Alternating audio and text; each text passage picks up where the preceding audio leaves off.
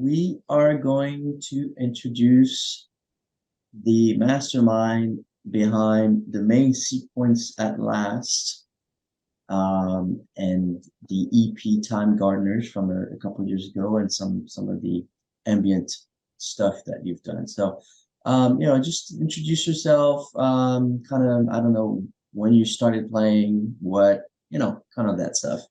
Sure. Yeah. I'm Tim Gardner. I'm a guitarist slash touch guitar player from Portland, Maine. I've been releasing music under a project named Thirst and the Cow, or TATC for short, for quite some time now. But yeah, album releases. This is my sixth album release since 2015 under that project name. I've been playing guitar forever. I've lost track of how many years, but started playing touch style instruments, or at least experimenting with them back around the year 2000, and really got serious around 2012 when I met Marcus, and a year later started playing the touch guitar. Oh, I think it's about the same year that I really got serious with the touch guitar as well, when I met Marcus. So, all right, cool. We'll dive right into that new album that's coming out in a couple of days, I guess, on the second, right? The first. The first, Yeah, oh, tomorrow. In 2 days. I've got my days a little bit confused, but oh well. So you mentioned Marcus as kind of the influence, somewhat behind you getting serious with the touch guitar.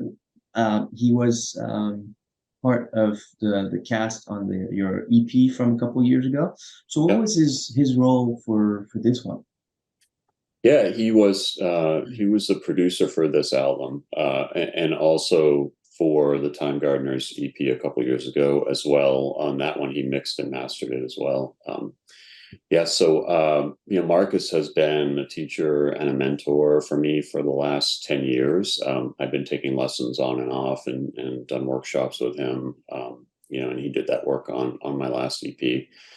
So I reached out to him this spring about producing this album, and was excited that he was interested. So in that role, I would say he's been a teacher and a mentor for years, and there's always a learning component for me still working with Marcus. So that was a part of this as well. And then he also, helped me complete pieces and prepare them for mixing, and arranged the work with the engineer, and other production related stuff. It was great. I really enjoyed working with him. So did he pick some of the other musicians, or the mixing engineer and mastering engineer The and stuff like mixing that? and mastering engineers. I had, by the time I reached out with Marcus, I had already been working with Juan and Mark, so had the other musicians already lined up. Okay, okay. Yeah. And so on the mixing, it was Fabio, right? What's Yes, how do you say his last name? Trentini, I think. Trentini? Yeah. Hopefully, I'm pronouncing He's that right. he's Italian, right? Yes, yeah. Was he with I know you actually flew to Berlin to kind of finish up the mixes and things like that, Yeah. or that part of the project. Was Fabio there, or was he working out of Italy? I don't know where he is Yeah, either. he was working out of Italy, so we were working remotely with him every day while I was in Berlin. Okay. And so he mixed and he mastered the album as well, right? Yes, yeah, Uh, yeah. At the end of the mixing process, he gave us a set of masters for CD and for streaming, and listened to those and talked to Marcus, and really liked his interpretation of the pieces, and decided to and I really liked those masters, so we decided to go with those rather than getting a different perspective on the pieces. I really liked it. all right. And can you say anything about how kind of the process was with Fabio and obviously Marcus, kind of as the producer, kind of how to say that, the hat on top of everything? Sure. Yeah. I thought Fabio was really perfect for the music. To be honest, um, you know, the style of music on this album, centered. And even though I came up as a guitarist, this music for me has a pretty strong emphasis on the bass and the rhythm and playing off of the bass and the drums. So I think his work, particularly with the bass and drums, was really good, and he recognized that in the music and brought those elements out really without us talking about it. I would say Marcus liked to kind of leave things open for Fabio to interpret in the mixes. Mm-hmm. So he definitely had some creative input there, and some of the pieces have a lot of layers to them, and some of the songs are really composed in a way where I'm trying to bring out different elements in the layers at different times. So there was a lot of room for interpretation in some of the pieces, and really liked where they landed. The workflow, while I was there, Marcus and I kind of worked together to prepare the individual tracks and files to send to Fabio, and then he would work on mixes for a piece or two per day, and then get those back to us, and then we kind of listened to those and gave him feedback, and there was a cycle there. Not only did I really like his interpretation, but I was pretty amazed at how quickly he could work with pieces that had so many components to them. It was great. Cool. And he's a bass player. So I guess you Yes. mentioned Yeah. working with the bass and the touch guitar bass and the drums. Obviously, his background as a bass player probably helped quite a bit. He's got some cool Mick Karn fretless guitar stuff going. Yeah. Yeah. You mentioned so there's a couple other musicians that you started working with, or I guess fairly early on. Let's talk about the drums because they're absolutely fantastic. There's a lot of percussion and stuff like that is really cool to listen to several times to kind of get everything that's going on. How did Juan get involved in the first place? Yeah, I maybe the story starts with Mark actually, Right, but let's start with Mark yeah, then. yeah, because Juan connected us, but and Mark connected Juan and I together. So I had uh, connected with Mark through a touch guitar group that we're both in, and we were kind of chatting about collaborating on some music around the time that I was starting to work on this project, and he was also pretty early in the work on his last album that he released in April. Um, and we started kind of exchanging ideas around that time, and I contributed to a couple of pieces on his album. He sent me some starter ideas that I used online. I sent him some that he contributed to. So we were working together there, and as his pieces for his album were evolving, I got to hear Juan's contributions to those, and I really, really loved what he was doing on those pieces. That track "Refuge" is just an amazing track to begin with, but Juan's work on that is fantastic. On Mark's Mark's album, right? album, yeah, it's really great. So Mark highly recommended Juan, and I'd heard his playing and really liked it, and connected us together, and asked Juan if he would play on a couple pieces. And after I heard those, I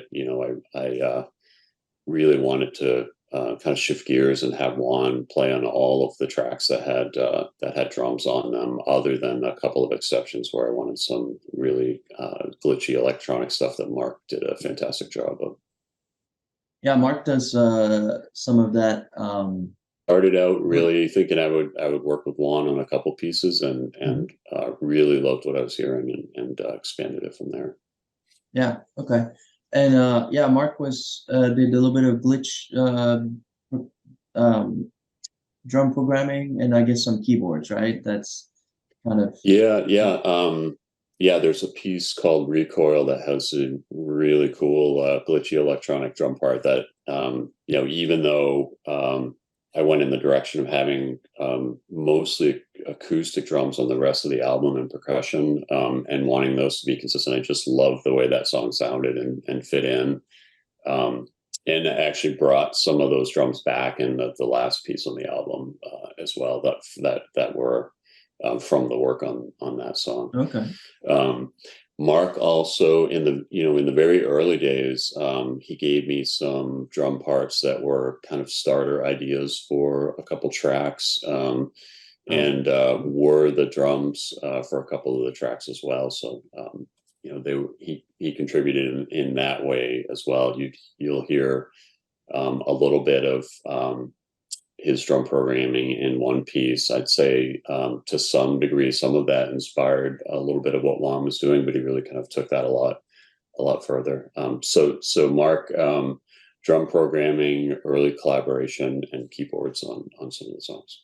Yeah. Okay. Cool. To go back to Juan, so did you have any other drummers in mind at all, or that the moment you heard what you heard, you were like, "Hey, let's go"? Yeah, I'd say I didn't have a plan, but Okay. on Time Gardeners, it was kind of a mix of a few tracks that I had programmed the drums on. There was a track that my brother played Mhm. drums on, and then Pat Mastellato played on a track, and they were all quite different from each other. So I really liked the final product, but there wasn't kind of a consistency Right. across the EP and the drums. Um, when I started this project, I probably had in mind doing something similar. Like I might, I thought I might program some and use some of Mark's programming and have Juan contribute to some. And I had not yet reached out to other drummers, but thought I would probably work with at least another one. Mm. But yeah, again, once I heard Juan's work, I really liked the idea of having that be consistent across the album and be mostly acoustic drums and percussion all the way across. So yeah, he was. I had one of the questions that asks how did one change the project and the sound. I guess you kind of answered that because the sound got much more, I guess, focused in a way because it was always the same drummer. Yeah. And compositionally, did that change whatever he was bringing in, or the back and forth between the two of you? Did that change the Yeah. pieces a lot, or? There's one track that if you look at the CD that Juan has writing credits on, Yeah. and that piece, he really kind of contributed to the overall construction of the piece.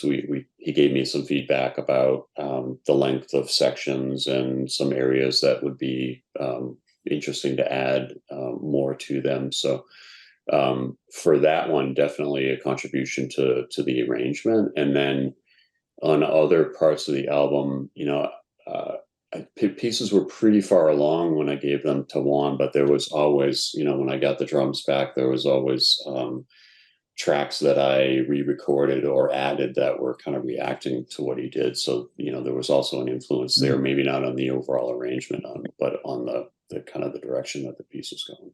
Yeah, his writing credit, I think, is on the longest track of the Yeah, album. and Yeah. ironically, that's the one I actually shortened based on some of his feedback, so Oh, it was an really? even longer piece.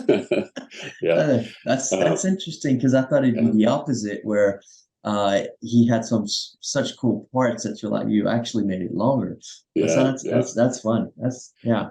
Maybe one more funny comment or story on Juan's work. I was so blown away at first listen by what he did on some of the pieces. I distinctly remember my first listen, like getting the song back from Juan and listening through it and actually laughing because I was just so amazed by what he did and where it took the piece. So a really, really big contribution. And same with Mark as well. Really, really earlier in the process, but definitely the tracks that we worked together on had an influence quite a bit in the direction of them.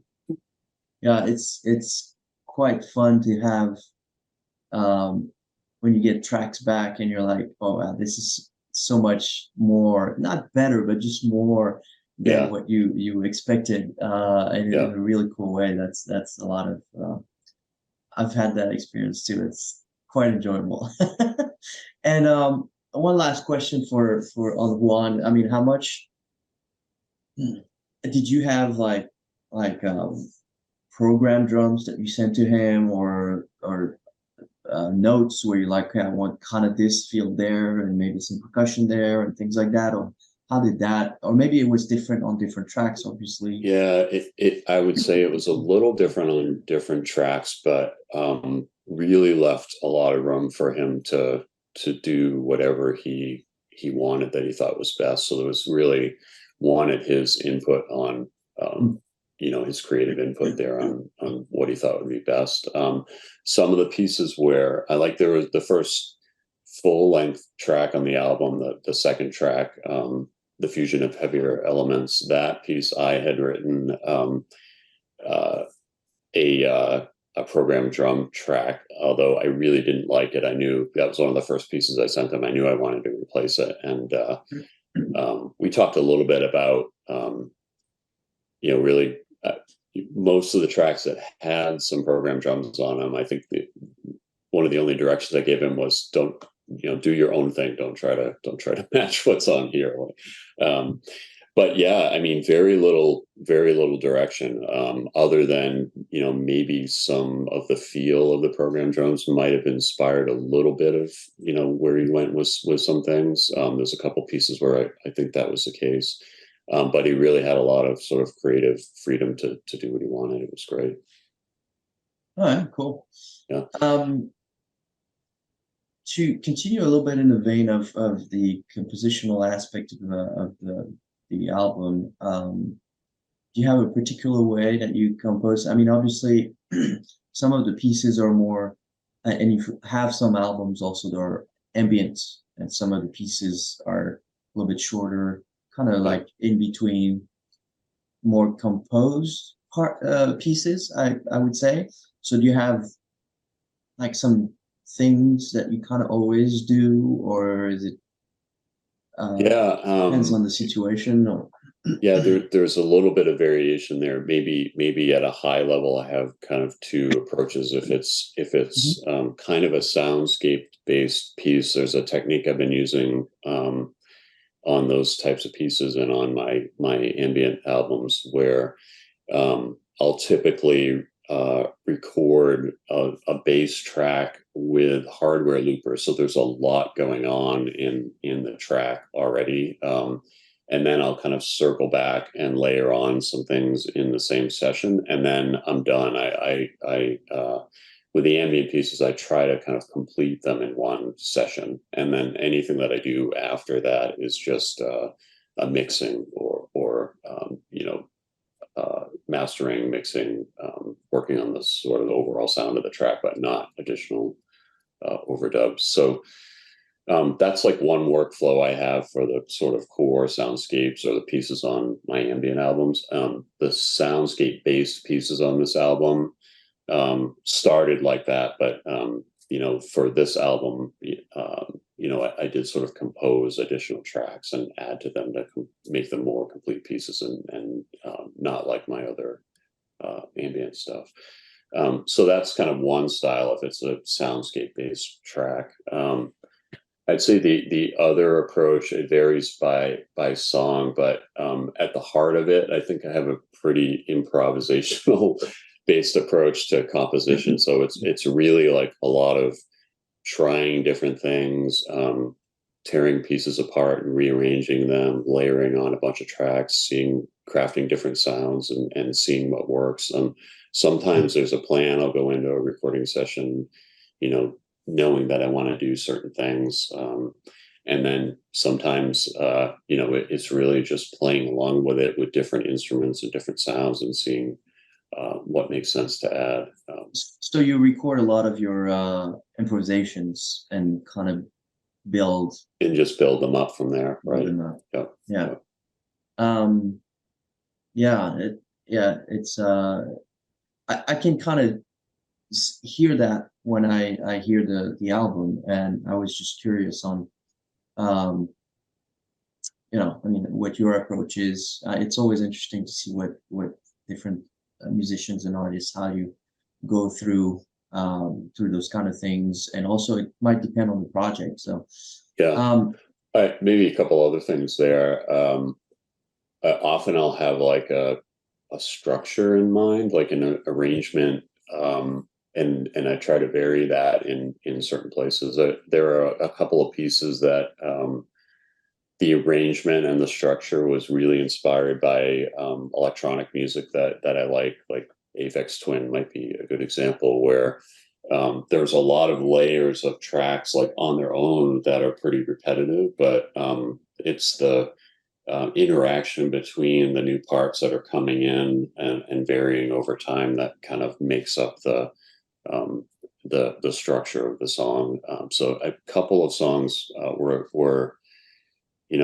composed that way, where trying to take the listener's focus on new elements as they come in. And like I mentioned before, I think those are probably a challenge to mix because there's an interpretation in where the focus is going as those things Right. are being added.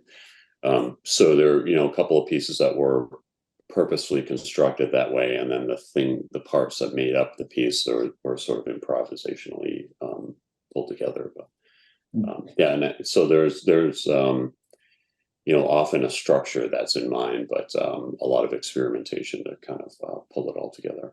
Right, right. Yeah, okay. And that's interesting that you have, you mentioned the having a somewhat of a structure. Um, I think for me personally, it kind of started helping me doing that instead of kind of going in completely black void, and I'm like, Yeah. what am I doing? Um, so I mentioned that you have soundscapes that are interspersed in the album. Was that an idea right from the beginning when you started thinking about this album, or that kind of just happened while you were improvising those soundscapes? You're like, oh, this would Uh, be cool.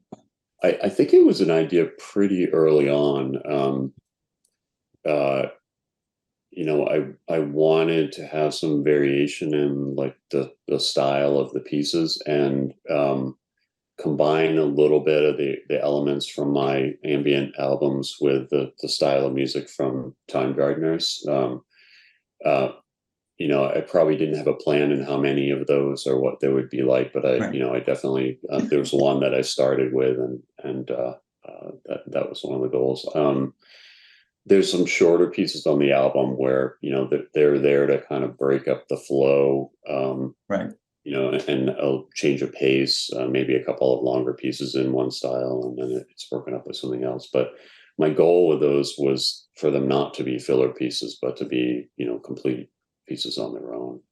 But yeah, Yeah. initially I definitely had a plan around it, incorporating at least one or two soundscape based pieces and kind of seeing where they went from there. Yeah. And they absolutely work as full, pieces in themselves, not just like, oh, it's just a little in between thing. So um yeah, that's really nice. We're gonna go back to the beginning. Yep. The big question is, so what was the starting point of the project to the project, or how did that, I don't know, started percolating in your brain, like, I'm gonna Yeah. do this? Great question. So the a couple years ago when I released the EP, it was a pretty productive year for me. I kind of forced myself to release a lot of music that year. Um, so I think there were three ambient albums and that EP, all that I released all in 2021. And coming out of that, I knew I wanted to do something that was full length in the style of Time Gardeners. And I wanted to purposefully spend more time on it. So I was kind of coming out of a mode where, I was forcing myself to work quickly and produce a lot, because prior to that, that had not been the case. Um, so I would say maybe 6 months into 2022, I started working on this project. And it really started with a couple of pieces or starter ideas of pieces that were written in the same time frame as Time Gardeners, and then Mhm. kind of a process that I used to like generate new starter ideas for pieces. So I got into that sort of writing mode where I'm trying to come up with some new ideas and also utilize some that had been wanting to complete for a while. So you actually worked on this pretty quickly, because it's I can't remember how long it is. It's about 50 minutes long, and it's pretty involved stuff, and especially with Juan and Mark's additions of various things. There's quite a lot going on for being done in a little bit over a year and a half, basically. Yeah. Yeah. Okay. And then what was the what was it's not a past question, it's really more of a future question. What's the goal behind the album, if there is one? There doesn't need to be one, but just Yeah. um, Really, at a high level, it was to have a full length album that was in that same style as Time Gardener. So the goal really was to have a follow up to that, but also to you know I like to try to find a way to kind of learn and grow in my songwriting and workflow, composition. So part of my goal there was also to evolve that and learn and make those processes better as well. I always have a goal with all of these to really make something that I want to listen to. So, I'm kind of focused on myself as the target audience, and hopefully there are other people like me that want to hear it. But, that's always part of it as well. Um, I would say, the EP really kind of opened up some doors for some of the collaborations that came about on this album. That's something that I would love to happen out of this next album as well. So hopefully it opens up doors to collaborate with additional folks. Yeah. I mean, it's I mean, I know we're already working on some stuff together, and you've got Yeah. Mark, and I'm sorry, I don't know how to say Mark's last name, so I'm not gonna attempt it. Pelaf, Pelaf, I don't know. Anyway, but I know he's got a lot of stuff going on, and you guys are working on Yeah. them. So I think there's this contribution to different things that is starting to happen, which is really cool. Yeah.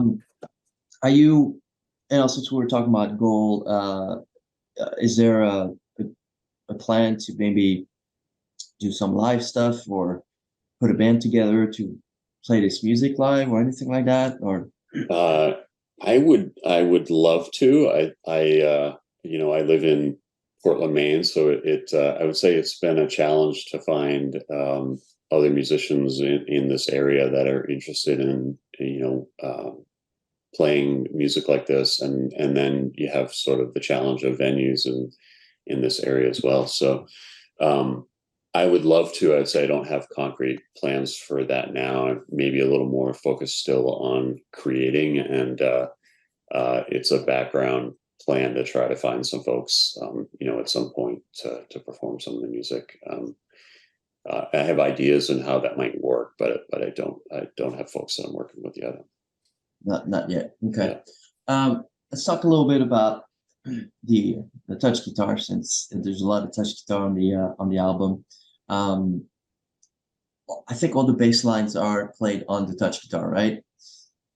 Yes. Yes. With one exception, there is one track amongst several touch guitar bass tracks on one song that is a war guitar that I used to own. Yeah, That's right. Yes, I saw that somewhere, but it's still a touch instrument, so yeah. it counts. And so those bass lines are all tapped, or are you plucking some stuff or something else? Generally, they're all tapped. There are a couple of pieces that are plucked. So if you know the piece Solitude, that's sort of played fingerstyle or plucked. And then there's one of the shorter melodic pieces is also played that way. Yes, but generally all the bass tracks are tapped with those two exceptions. And I would say often a lot of pieces have multiple bass tracks, and I've used a few different approaches to kind of doubling or layering Right. sounds that kind of build up the bass sound. Or there may be multiple basses, like the song Solitude has two or three basses at the end that are kind of weaving stuff together. Yeah, but mostly tapped with those two exceptions. Yeah, you've got that weaving thing down. Definitely. It's well, I'm always amazed on realizing that it's not all just one part. It's different parts played, you know. And so it interlocks very well and gives a Yeah, there's another interesting approach that I used on that one, that came about from someone that recommended a plugin to me. But the main bass line in the A section, the first section of that song, Solitude, it's fairly straightforward to play that plucked, to play that line, but I ended up splitting that into two separate tracks, and then using a plugin to kind of mix based on frequency. So they kind of came together, but some mm, frequencies were panned. It came out well. It's hard to tell. It isn't one instrument, but the reason for that was the kind of overall sound of doubling it and splitting it and panning it based on the frequency. I'm gonna have to listen back to that one. Yeah. Hear that. Yeah. Um, and so you also use guitar on most of the tracks. And I'm assuming the touch guitar is tuned in fifth. Guitar, are you tuning the guitar to in fifth as well, or is it still in fourth? There's a little bit of variation there. Yeah, the touch guitar is tuned in fifths, kind of the standard tuning for a U8, and then a Right. Yeah. lot of the guitar tracks are standard tuning, fourths on guitar. But I'd say some have drop D tuning, and then there's the first piece, full length piece on the album, the Fusion of Heavier Elements. Has a bunch of acoustic guitars in there, and the original idea for that piece came from playing around on acoustic that was tuned in an alternate tuning. I think it's the same tuning as the Rain song from Led Zeppelin. So that song Okay. has different tunings on both the acoustics and electric guitars there. Yeah. And so, how do you choose which, if you're using the touch guitar or the guitar, is it based on the tuning, or I'll let you answer that. Yeah. um, it's interesting that touch guitar has been my primary instrument since I started really focusing on it about 10 years ago. And I went through a period of not wanting to play guitar at all when I was like, I want to learn this, and I want to play this. And it's so versatile. I want to use it on Yeah. everything. And then, you know, I came out of that realizing, well, the guitar also has, it's a different creative inspiration for me. They both, when I pick them up, I do different things on them. So, I mixed in a little bit of guitar on Time Gardeners, and then for this album, even though my primary instrument is touch guitar, it's probably, without realizing it, maybe more balanced between guitar and touch guitar, and really what I choose. Sometimes it's based on the sound that I want to get, but often it's when I'm trying to generate ideas and add layers, I'm trying different things, and I'll pick up different instruments. I might try something on one and feel like I'm out of ideas and just pick up a different instrument just to see what I come up with on it. So the other thing is, there are places where I wanted that sort of touch guitar, touch style feel that when you listen to it, it's obviously a touch guitar playing the part. And then through a lot of it, I didn't want that. I just wanted it to be really hard to tell, and not purposely a touch guitar part. So it's quite a mix, and I've actually kind of gone back to some pieces and tried to figure out, well, was this a guitar track or touch guitar track? And even with the way I named the tracks, in listening back, it's hard for me to tell. It is hard to tell if it's a touch guitar. I mean, obviously, there's some parts you can tell it's yeah, typical sound of the touch guitar. right, yeah, That's really really nice and round, but most of it is I'm like I'm not sure. yeah. And I'm uh, not. and you're not either. I So may have named the track like guitar, and well, it isn't guitar; it's a touch guitar, but it's yeah, hard to tell. Yeah. yeah. One last question on the more, I guess, technical aspect of things.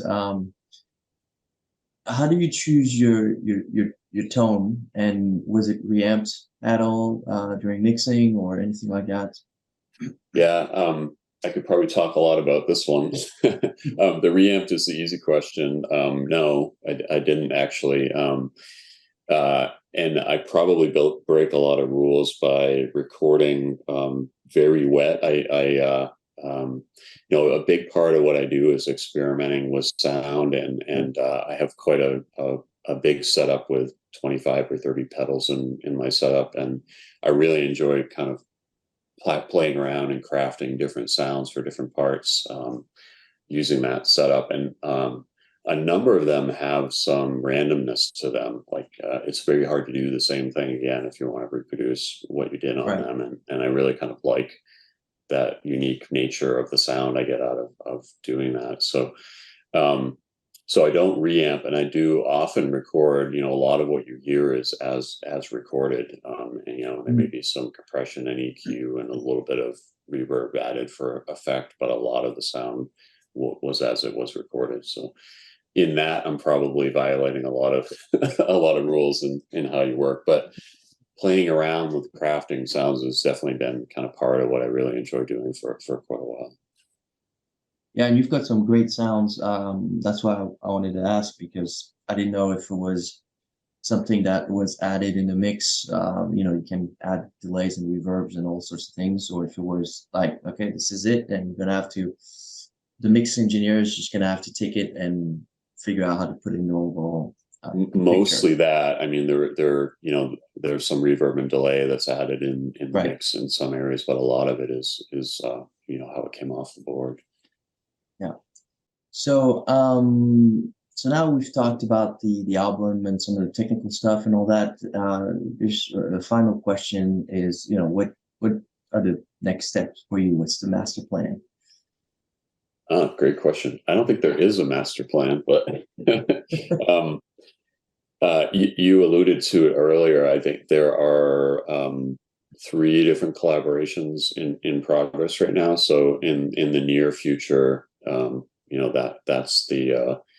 that's the plan. One of them is an ambient album that originated around the time, that probably the end of 2021, early 2022. Mhm. And I have been had the pieces pretty complete, but felt like I wanted to do something a little different with them and add something to them. So I've been collaborating with someone on taking that in a different direction. That is probably the next of my things that'll be released, but I'm collaborating with folks on a couple of other projects as well. Then longer term, I think my next full project would probably be some sort of follow up to this. But I don't have a kind of a specific plan on the direction I'd like that to go yet. I'd probably give it a little bit of time and come up with a direction for that. Yeah, I mean the album comes out in a couple of days, so it's Yeah, not even yeah, officially out yet. yeah, Uh, yeah. Even though a lot of times it's I I've realized it's like musicians probably have finished thinking about that the album that's dropping tomorrow. They've been done for 6 months or more, Yeah, and they're yeah, like, they're already completely on something new, and it's like, oh, now I have to go back to thinking about this and talk about it. yeah, yeah. So, oh, that's that. No, that's great. I mean, it's obviously we've talked over the years, on and off, and we met through, the Three Over Perfect Pair camp, and then Yeah. the Touch Guitar Circles with Marcus and Trey Gunn. And it's really nice to finally getting to a point where we can actually be working on music together. And I really Yes. personally want to go more into that direction with just working with people on various projects and music, things like that. And if it happens locally, great. If it's not, it's the internet. I mean, we're